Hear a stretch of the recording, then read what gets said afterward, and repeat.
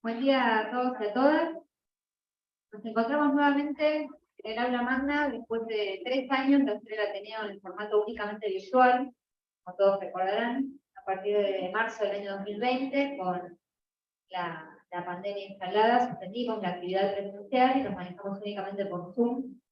Así que hoy retomamos el ciclo de Ateneos para empezar este 2023 por un lado, y bueno, hacemos como nuevo la modalidad híbrida, así que a todos los que están escuchándonos y viéndonos desde otros lugares, desde sus casas, desde otros hospitales, también bienvenidos y van a poder participar a través del chat.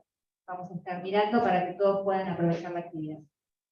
Bueno, para empezar este año tenemos un servicio del hospital que es el servicio de parasitología. El doctor Arce nos va a contar un poco acerca de la presentación y bueno, después tenemos otros médicos del servicio que nos van a contar su experiencia en el tema. La idea es que seguramente va a haber preguntas y va a haber detalles que quieran saber, porque como saben, el servicio de parasitología siempre está trabajando, es un centro de referencia en toda la patología que ellos manejan, así que seguro que hay preguntas y cosas que quieran preguntarles, así que los tiempos los van a ir manejando ellos. Y bueno, vamos. Gracias. De afuera, a quien hable desde la cámara y los escucha, o sea que acérquense a la compu para hablar, y a la cámara. Bueno, gracias por la invitación. La verdad que es un acontecimiento volver a Ateneos presenciales. Es un momento de reflexión por lo que nos pasó, ¿sí? Y bueno, parte de lo que nos pasó vamos a contar.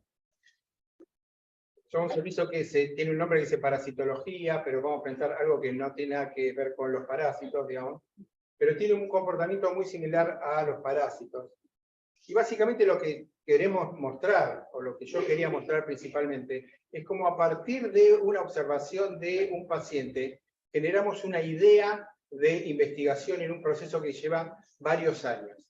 E intentar mostrar que el hospital lo puede hacer y que con altísima calidad estamos trabajando para dilucidar una enfermedad básicamente abandonada, donde los diagnósticos son malos, y donde hay mucha incertidumbre cuando uno quiere hacer un diagnóstico, especialmente en un recién nacido. Y empezamos a ver pacientes que eran diferentes a lo que se venía describiendo, y queremos remarcar los momentos de reflexión en esta historia que nos llevaron a producir conocimiento que está generando un movimiento importante a nivel mundial. Bueno, paso con esto. No. Sí, está bien. Básicamente, primero contarles qué pasa con la sífilis, digamos. Todos saben que la sífilis está en aumento, si podemos pasar la diapositiva. Ahí va. Lo vamos a poder ver con datos. Estos son datos nacionales, digamos. ¿El puntero puedo marcar? O? Sí.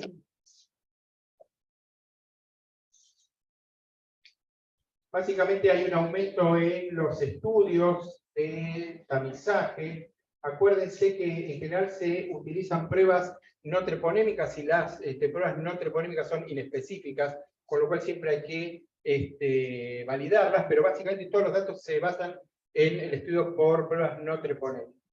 Básicamente, fíjense que la población joven es la población que está presentando más altas tasas de prevalencia. Esto fue aumentando con el correr de los años. Esto es en embarazadas y esto es tasa digamos, esto es cantidad de estudios y esto es embarazadas. Hay datos hasta el 19 por cuestiones obvias, digamos. Y que la tasa de recién nacidos de transmisión cada 1000 nacidos vivos viene estable y en aumento a lo largo de los años. Tener 1.5 cada 1000 es un montón. La tasa de control definida a nivel internacional es menor a 0.5 por 1000. Nosotros estamos muy lejos de ese nivel para ver un control. Y que esto va aumentando. Esta caída que hay acá, que es 2020, es por la pandemia, digamos, por tema de subregistro, no que estamos mejor. ¿Sí? Próximo. Y a nivel país, digamos, las tasas son básicamente similares, con un total país de 1.67 cada 1000 nacidos vivos. Es una tasa altísima. Próxima. Y esto está pasando, esto digamos, está acá, pero esto sigue así. Y esto está pasando en todo el mundo, digamos, ¿sí?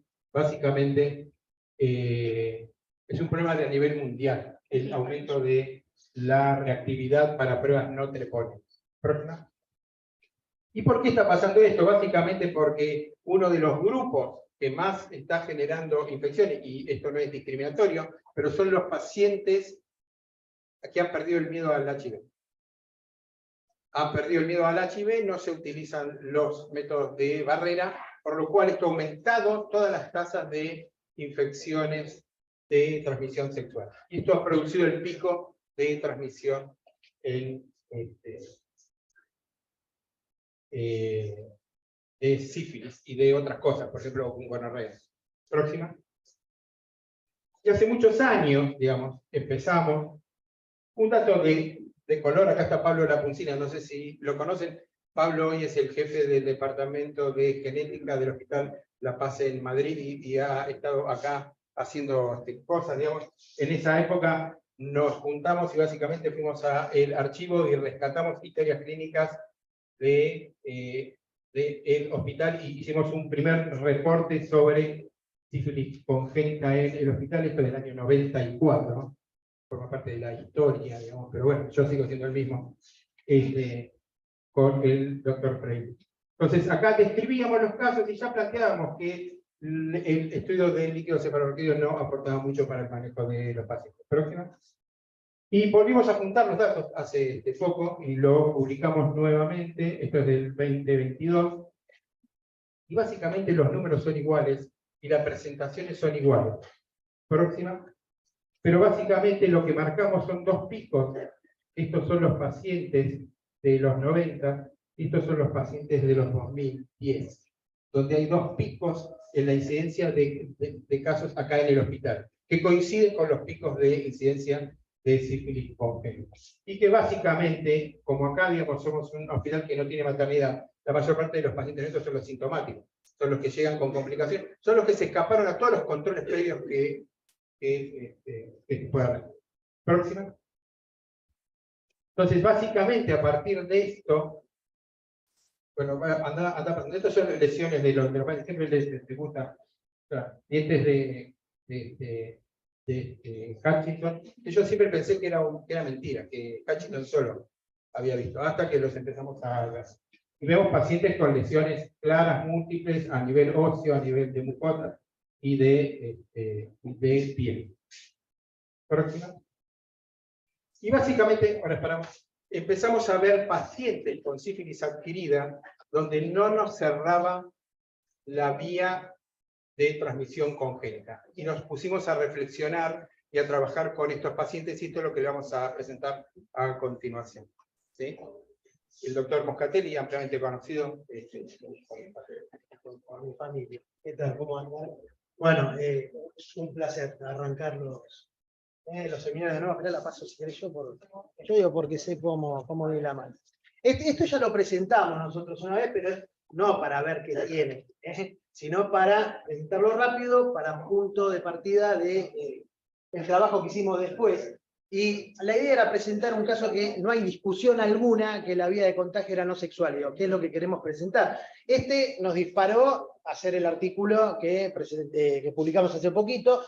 Tuve un paciente de 2 años que viene con la típica lesión a dermatología, con condiloma plano, perianal, y bueno, y tenía también lesiones en las palmas. Bueno, de dermatología, perfecto, le piden la serología para sífilis, para HIV, porque son las dos serologías que hay que pedir ante un condiloma plano. Como antecedente, que es muy importante, que tiene 2 hijos, los dos embarazos perfectamente estudiados, todo negativo, así que teníamos el dato que a veces nos falta de serologías negativas. Y lo único dentro del resumen de todo lo que se habló durante la internación es que la madre, cuando vio que se estaba planteando el tema del abuso, desconfió del novio de la cuidadora, el cual nunca en la vida había pisado la casa ni había visto a los chicos. Pero bueno, es como que se le metió en la cabeza el tema del abuso, y la madre, bueno, empezó obviamente a pensar de dónde podía venir.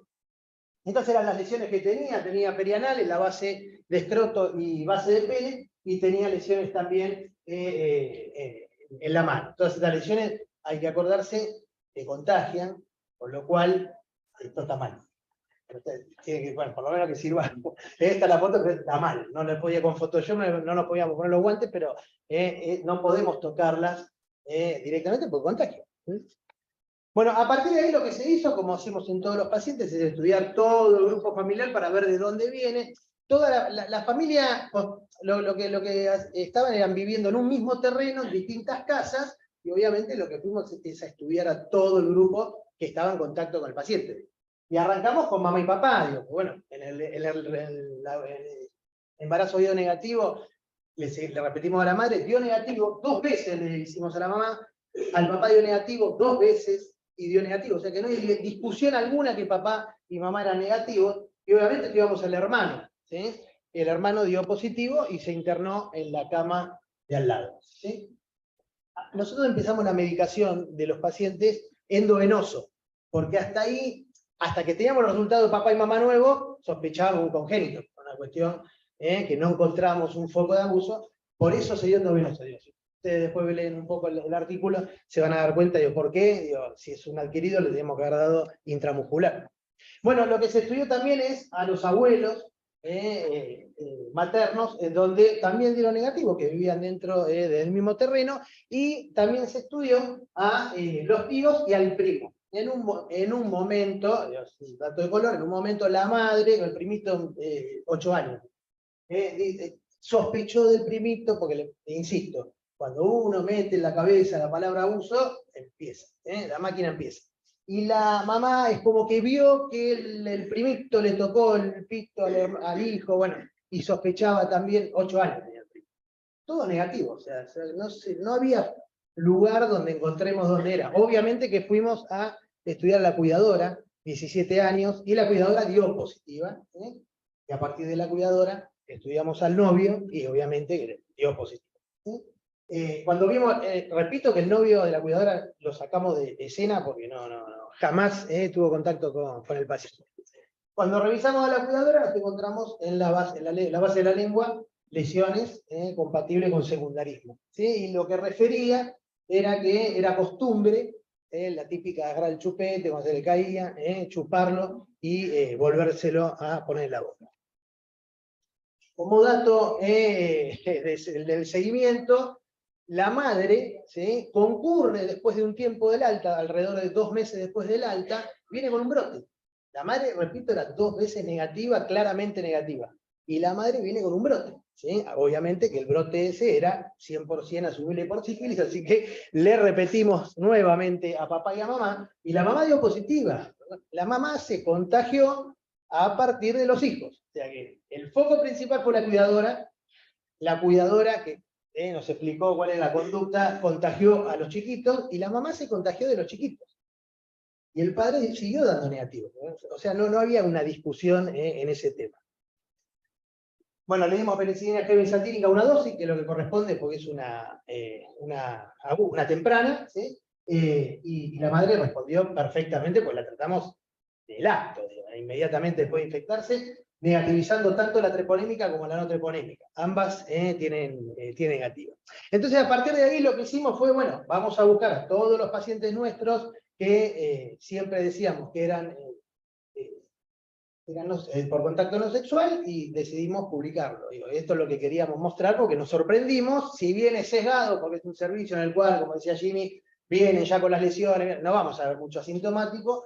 Lo que nos llamó la atención es que todos los pacientes con sífilis que teníamos adquirida, estoy hablando, no congénita, adquirida, la mayoría fueron no sexuales por definición, ¿sí? Esto es todo lo que hicimos en resumen, para tampoco no aburrir, lo que se hizo fue del 2004 al 2019, y en todos los casos tiene que quedar claro que se hizo absolutamente todo lo que corresponde para descartar abuso, dentro de lo que hay, ¿sí? Y se pudo hacer todo en todos los pacientes. Los que teníamos dudas no se incorporaron al estudio. O sea que estos fueron 24 pacientes claramente por contacto no sexual. Bueno, si nos fijamos en las lesiones, son las lesiones que puede mostrar él en los papers de congénitos, porque las lesiones son de secundarismo. Y lo que veíamos en la gran mayoría es lo de siempre, que son los condilomas planos en la región piranal. Tomo 30 segundos porque me parece que insistimos siempre en lo mismo cada vez que charlamos del condiloma perianal. El condiloma perianal es un secundarismo. No es un chancro, no es una lesión primaria. ¿Sí? Lo que pasa es que como sale perianal, da la impresión que es sexual el tema. Obviamente que puede ser secundario un abuso, porque el contagio es independiente, si es adquirido, congénito, por abuso es independiente, porque la lesión es secundaria, porque se dan zonas de roce y zonas húmedas, por eso se da en esa zona, no es que es porque es sexual, entonces no se le tiene que poner el rótulo de sexual por el hecho de ser perianal, esto tiene que quedar más que claro, porque de la misma manera la madre se brotó, y es un secundarismo como es el secundarismo del condiloma plano. Y lo que le siguió fueron las lesiones en piel, que es lo más característico. Los pacientes, algunos tuvieron más de un síntoma, obviamente, como justamente el caso índice, ninguno tuvo lesiones compatibles de chancro, no hubo uno, porque si tiene compatible de chancro, ese obviamente queda fuera, se queda fuera del no sexual. Lesiones óseas y fondo de ojo, que es más característico del congénito, pero la puede tener un adquirido, ninguno tuvo. Y en el laboratorio, un paciente solo tuvo un sedimento alterado, que es el hermanito, este que internamos, que estuvo 6 años con proteinuria. Hizo como complicación una glomerulonefritis y tuvo 6 años de proteinuria. Queda claro que, por definición, todos estos pacientes, las madres eran negativas del embarazo. Yo no lo aclaré, pero está aclarado en el artículo, pero por las dudas. Bueno, esto lo pongo todo junto, pero para que se entienda todo lo que se hizo, ¿sí? Todos los pacientes y todos los familiares se les hizo la detallada anamnesis, el examen físico, y a todos se les hizo el informe psicosocial. A los chiquitos se los hizo en sala de juego, digo, pero a todos tienen el papelito donde la evaluación multidisciplinaria dice que no es abuso. Eso tiene que quedar claro, ¿sí? Porque no es que nosotros creemos, nos parece que no es, no, acá se hizo todos los estudios que correspondían que tenemos a mano, ¿sí? Y algo que sacamos, porque era muy largo, que era todo un poco el esquema de todos los familiares estudiados, que fueron como 124 familiares estudiados a partir de estos 24 casos índices, es que también de todos los 24, solo 2 papás eran positivos. Los otros 22 eran negativos. Y esto lo aclaro porque en todas las guías del mundo, claramente el 90 y pico % de los casos de abuso son por varones. Entonces, esto es otro dato que refuerza más el tema del no sexual. Los papás eran negativos, los convivientes varones eran negativos. Y en el informe psicosocial ningún paciente tuvo datos de acerca de abuso sexual. Lo que sí se hizo es un seguimiento, y en el seguimiento tampoco apareció. Tenemos pacientes seguidos con 10 años. Porque a veces también es real que lo que uno ve es que al principio lo tomamos como no sexual y después de unos años, en los informes siguientes, hablan, ¿sí? Se expresan y dicen cosas que terminan dando el dato de ser un abuso. Bueno, en este caso no ocurrió en ninguno de los pacientes, ¿sí? Entonces, como conclusión del artículo, es, bueno, lo pongo todo, pero lo digo en general, es que el concepto es, hay que pensarlo. Y acá queremos ser claros, porque más de una vez que damos la charla, parece como que nosotros creemos que todo es no sexual. No, nunca dijimos eso, ni lo vamos a decir, es una locura. El concepto primario es que sífilis en pediatría es descartar abuso hasta que se note lo contrario, eso es indiscutible, nadie va a discutir eso. Ahora, tenemos que pensar la vía no sexual. ¿Por qué?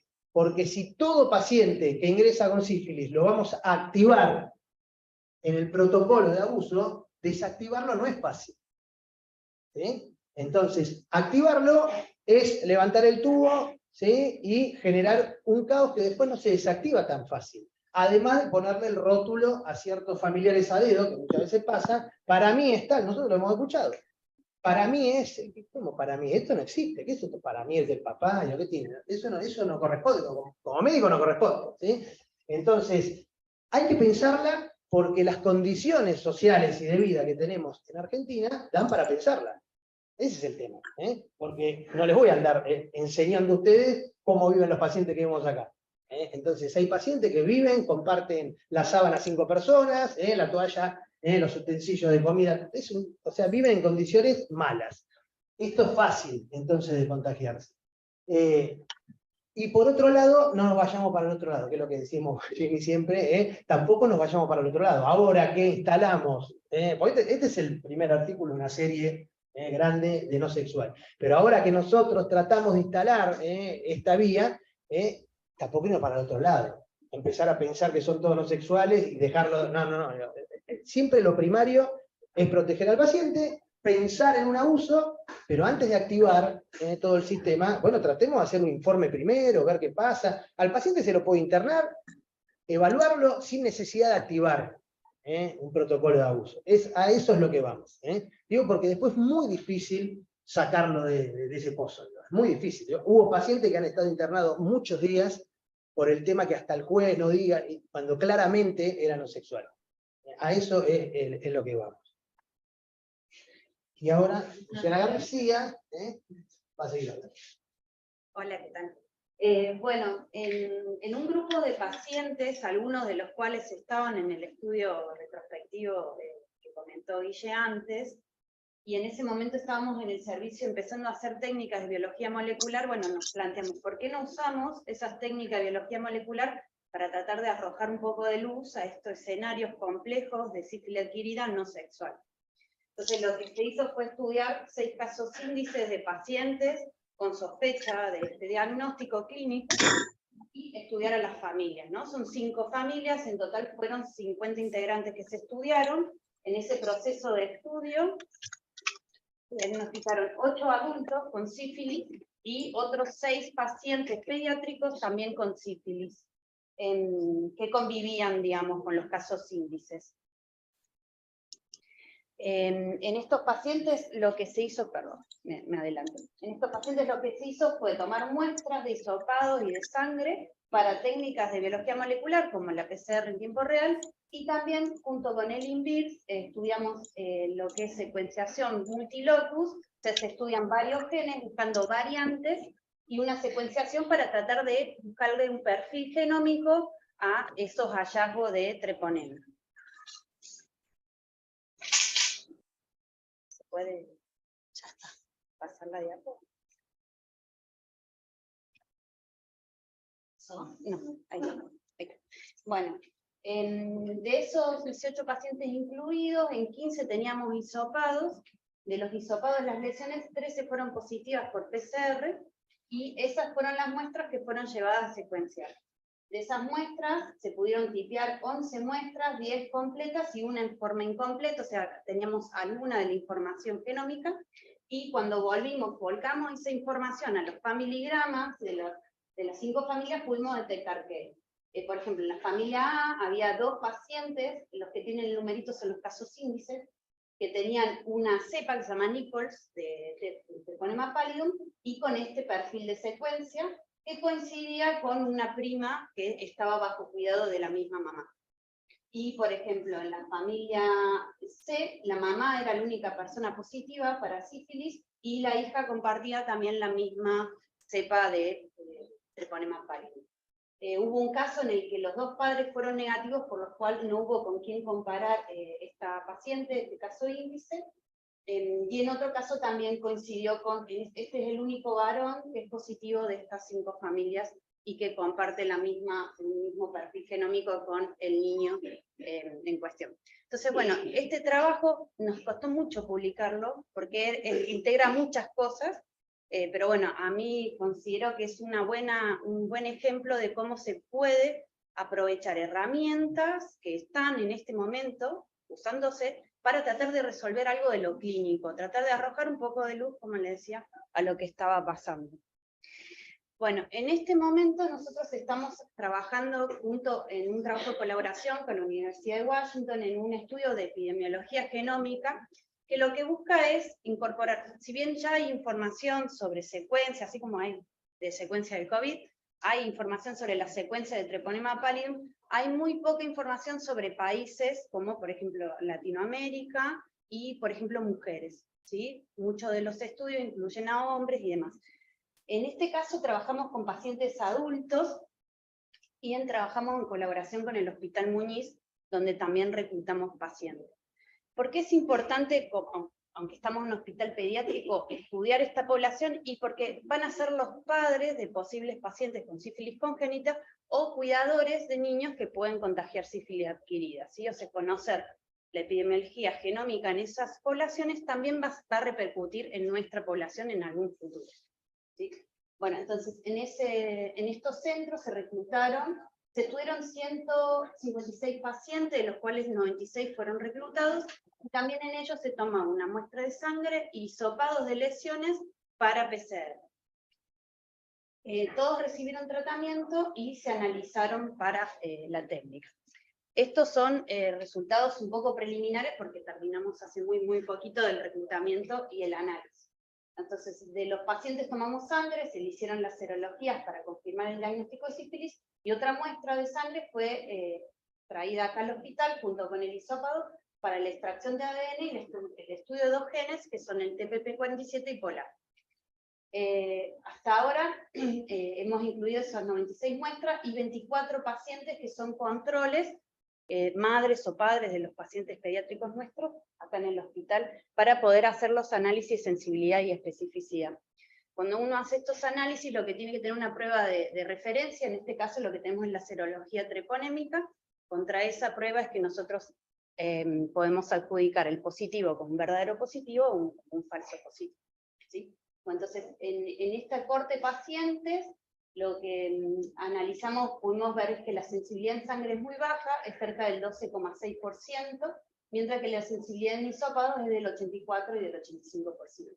Estos, si bien ya es algo de muy común uso la PCR, en sífilis no se aplica por regla, aunque allá se está incluyendo en los protocolos, y en nuestro país no hay estudios realizados sobre esta técnica. Así que bueno, son los primeros resultados que estamos obteniendo para validar la técnica de PCR.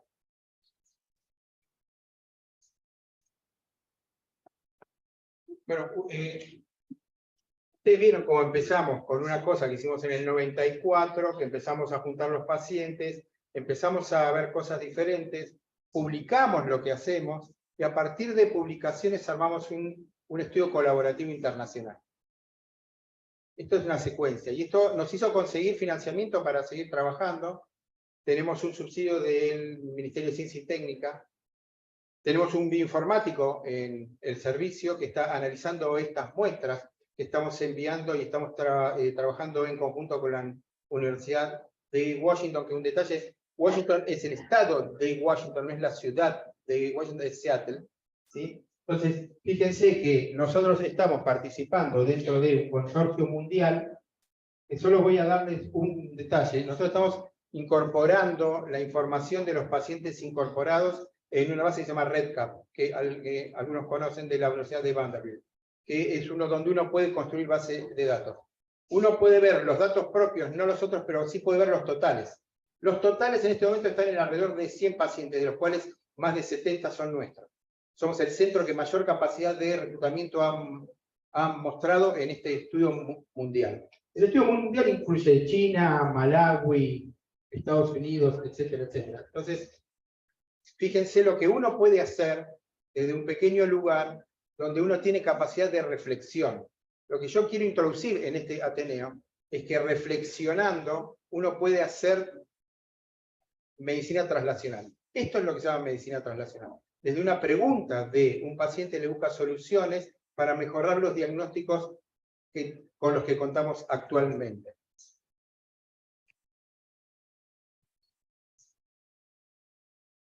Ya tenemos los primeros resultados de la secuencia. Esto se llama secuenciación masiva. Se pone en un equipo donde hace toda la secuencia del treponema. Novedades con el treponema es que el treponema hoy actualmente se puede cultivar, esto de que no se cultivaba, etcétera, etcétera. Esto ha permitido el desarrollo de ensayos clínicos experimentales para probar nuevas drogas, porque ustedes piensen de que no lo vamos a mostrar hoy, pero con amoxicilina uno podría tratar un paciente por vía oral. Lo que pasa es que no hay hecho ensayos clínicos. La penicilina G-benzatínica está en falta en varios lugares del mundo. Por ejemplo, Brasil tuvo una falta durante 6 meses de penicilina benzatínica, por lo cual todos los recién nacidos fueron tratados con ceftriaxona.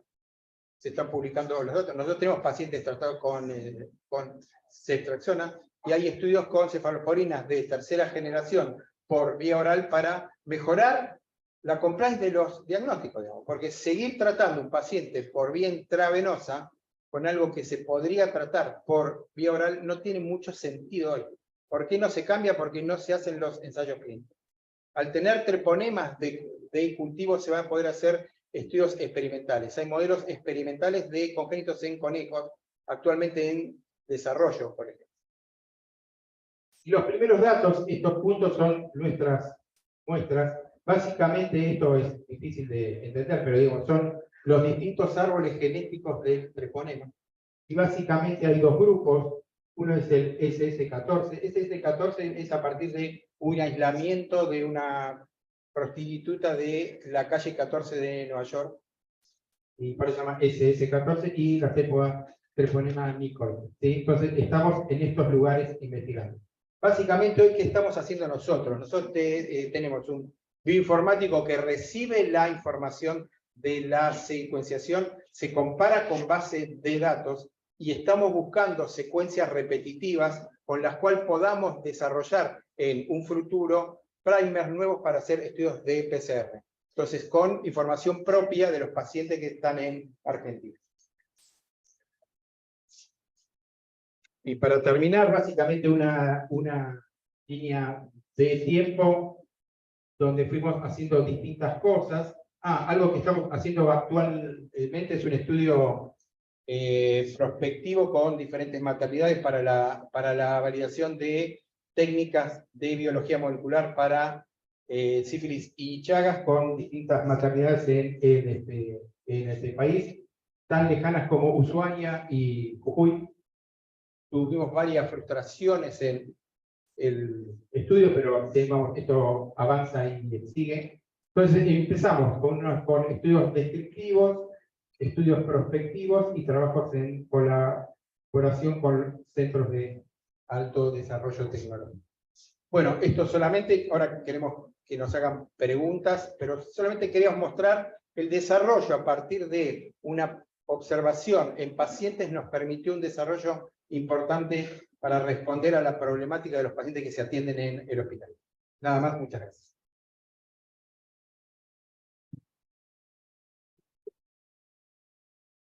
Bueno, abrimos las preguntas. Si alguien en el Zoom quiere hacer alguna pregunta, las puede ir escribiendo en el chat.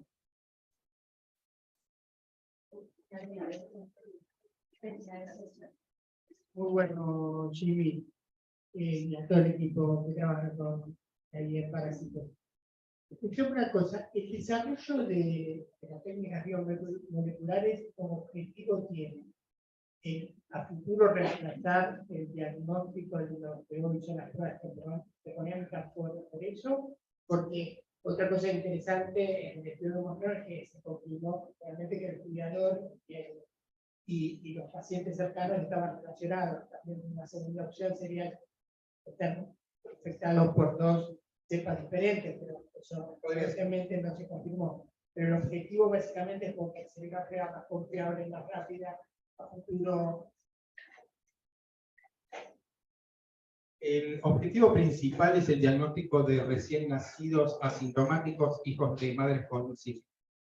Hoy no hay ningún método de certeza y el criterio diagnóstico es todo hijo de madre con BDRL reactiva tiene sífilis, pero sin confirmar que ese paciente tenga sífilis. Esto está produciendo a nivel de las maternidades que alrededor del 50%, probablemente más del 50% de los pacientes que se los trata por sífilis asintomáticos no tengan sífilis. Pese a lo cual no se está haciendo nada para aclarar esta situación. Entonces, básicamente, nosotros apuntamos a eso. A PCR, sí, bueno, todo. Bueno, lo que, digamos, estamos intentando un camino para identificar primers que nos permitan identificar. Con lo que hay en sangre no es suficientemente sensible para aplicarlo, pero estamos ampliando los estudios. Otro estudio que estamos haciendo es mejorar los test serológicos. Entonces, a partir de la síntesis de péptidos o proteínas, uno puede armar test de ELISA u otras cosas para mejorar el diagnóstico. En eso estamos trabajando con la Universidad de Santa Fe, que está sintetizando fracciones para armar equipos de ELISA y ver la sensibilidad, y ver si un test de IgM podría mejorar esto. Una pregunta con respecto a lo que acabas de decir, que el objetivo final es la detección de cosas pacientes asintomáticos, la vacunación no es.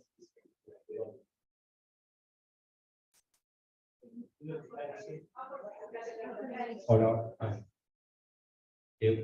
Uno de los objetivos finales es como la detección en recién nacidos asintomáticos de las madres científicas para evitar, digamos, tratamiento universal, pero cuando compararon ahí la sensibilidad y la especificidad de la muestra de extracción de sangre comparada con la de las lesiones tenían un 85% de especificidad y 20 y pico las de sangre. Claro, sensibilidad tienen que ser las dos, pero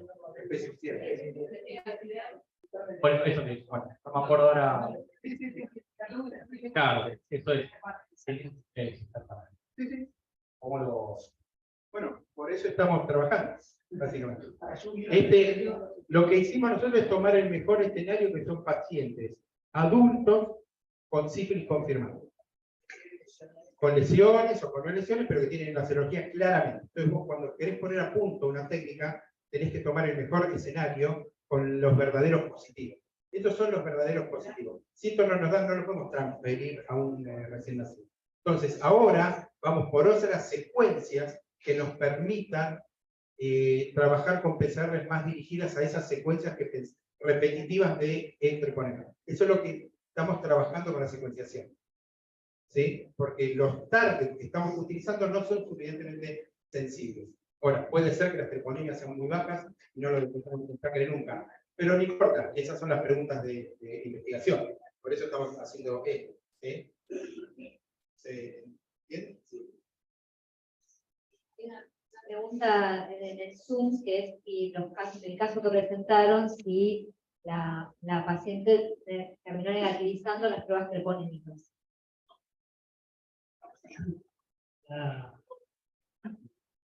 Uno de los dos hermanitos negativizó después de mucho tiempo. O sea, lo que se vio es que el caso índice que no hizo complicaciones fue el que negativizó en el transcurso del año.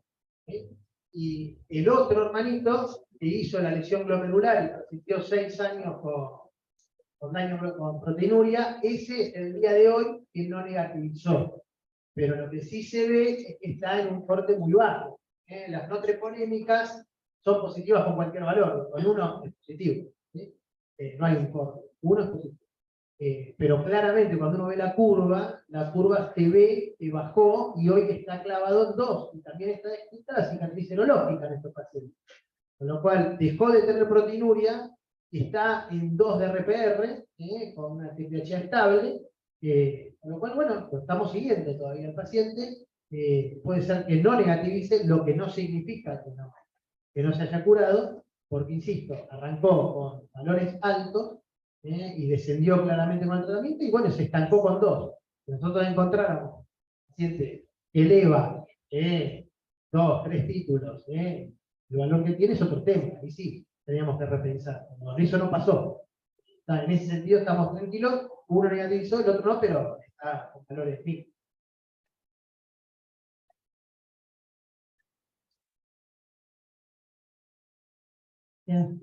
Quería preguntarles en qué medida les representó el diagnóstico de sífilis no sexual en cuanto al N total. Es decir, es un gran porcentaje, si tienen el dato, ¿entienden lo que pregunto?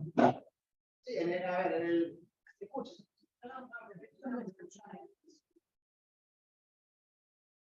En el artículo está, ahí discriminamos lo que es congénito de adquirido. Dentro de los adquiridos, más de la mitad fueron no sexuales. ¿Sí? Dentro de los adquiridos, más de la mitad, pero es un dato sesgadísimo, que quede claro. ¿Sí? Pero nosotros no es que vienen todos de la comunidad, no, vienen todos muy, muy sesgados. Bueno, nuestros datos es que más de la mitad fueron bisexuales. Bueno, también tengamos en cuenta la edad de la población que manejamos no son adolescentes, son menores, ¿no? Entonces, si nosotros manejáramos pacientes de 17, 18 años, lo más probable es que sean sexuales. Pero sexuales no por abuso, sino adquiridos sexuales. En este caso, como la gran mayoría de los pacientes eran chiquitos, bueno, ahí sí, o sea, era o sexual o convento o no sexual, pero no adquirido de relación, en sentido. Yo creo que viene por ese lado.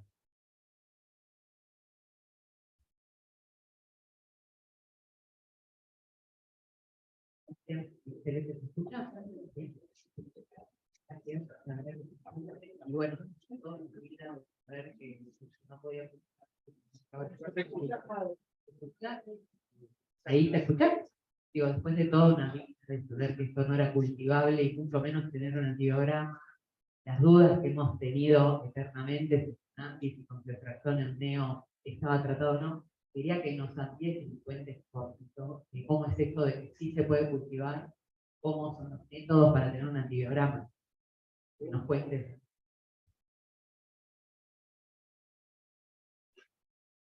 Bueno, esto es muy reciente y se está haciendo a modo experimental, y sobre todo para esto, para enriquecer y hacer presentación.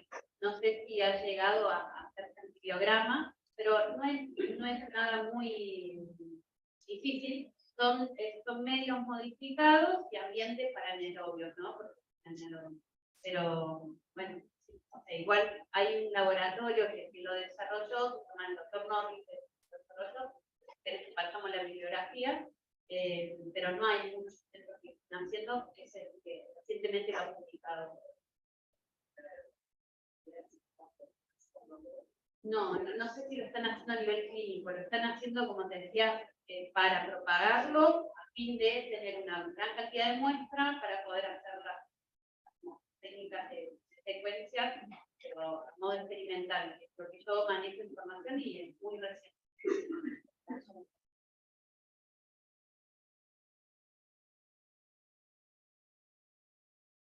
Gracias.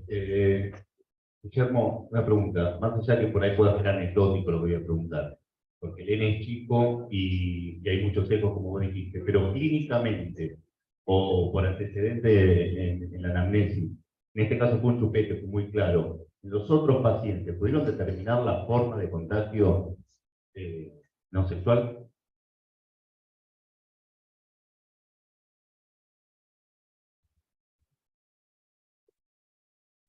Me estás preguntando al revés. Los que no fueron no sexual, si pudimos determinar la forma de contagio. Sí, eso. Claro, ¿cómo se contagiaron los que no eran no sexuales? Bueno, sí, eso está, sí. A ver, del interrogatorio, vamos a arrancar con él. El N no es tan chico. El N, te quiero decir, el N, hoy, lo único que hay dando vueltas son 2 publicaciones de 1. Lo cual el N es un N importante para este tipo de patologías. ¿Sí? Ahora, el dato exacto es imposible, yo no te lo puedo decir nunca. No hay manera alguna que yo te pueda decir cómo se contagió cada uno, porque no tengo forma, digo. ¿Por qué? Porque uno es por interrogatorio y ver qué conductas tiene. La cuidadora dice que era común que haga lo del chupete. Vos lo tenés en el chupete y en cuanto vos querés buscar el interrogatorio se murió.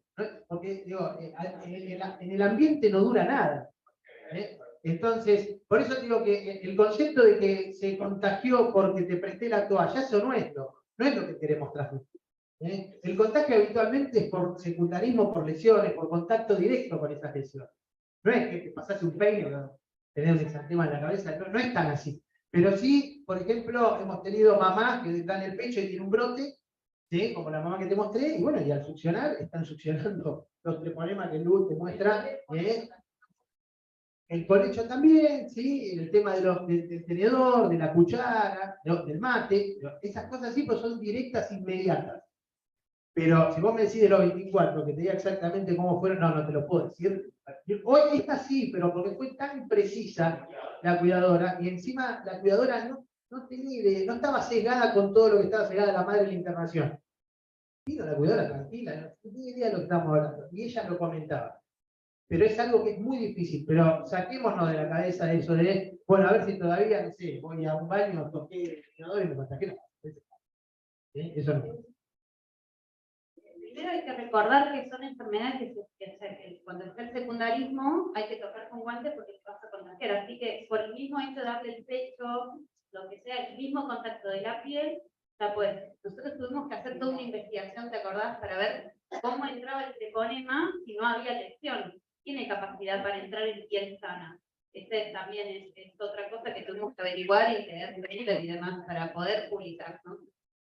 De hecho, bueno, treponema significa sacacorcho, tiene la forma de sacacorcho. Pero dentro del artículo también mencionamos que hay una publicación de médicos, que hay un grupo, supuestamente, lo que dice la publicación, se contagiaron todos a partir de unos pacientes que tocaron sin guantes, otorrino. O sea que hay publicaciones de cosas son muy aisladas. Después, casos pediátricos, hay contado por la malla. El tema es que tiene que ser muy preciso, con el interrogatorio.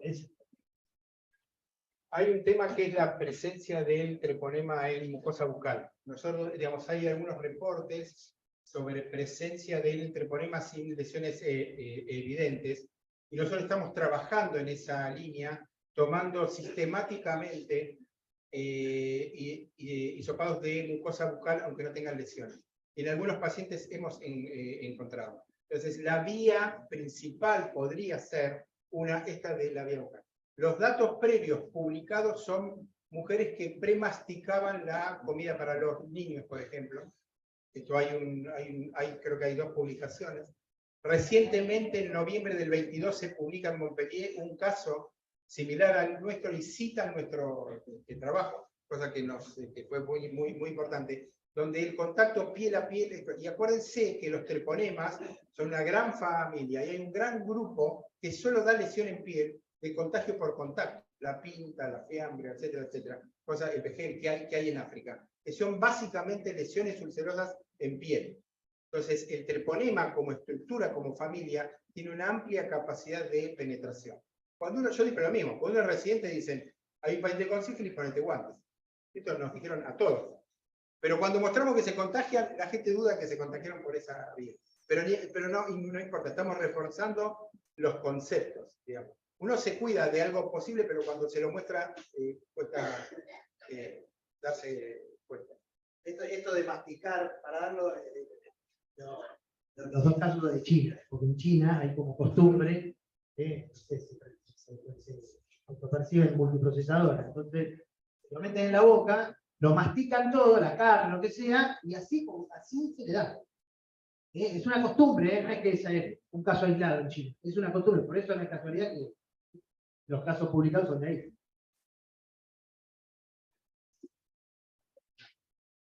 ¿Alguna otra pregunta? ¿Quieres hacer algún comentario? Pueden escribir en el chat. Bueno, me parece que, como siempre, sus trabajos, para que para que cierre, siempre demuestran que se puede hacer investigación de primera calidad en el lugar donde está, ya toda la tecnología de vos, acá lo puede hacer, y lo felicito, es un orgullo que tenga. Pero bueno, muchas gracias, y Jimmy te dejo para que cierres. Básicamente comentar algo, digamos, que no lo dijimos. Esto dice acá IMIP. Este es el Instituto Multidisciplinario de Investigación en Patologías Pediátricas. Este es un instituto del CONICET, donde nosotros, desde el 2016, hemos aplicado y nos han nombrado parte de este instituto.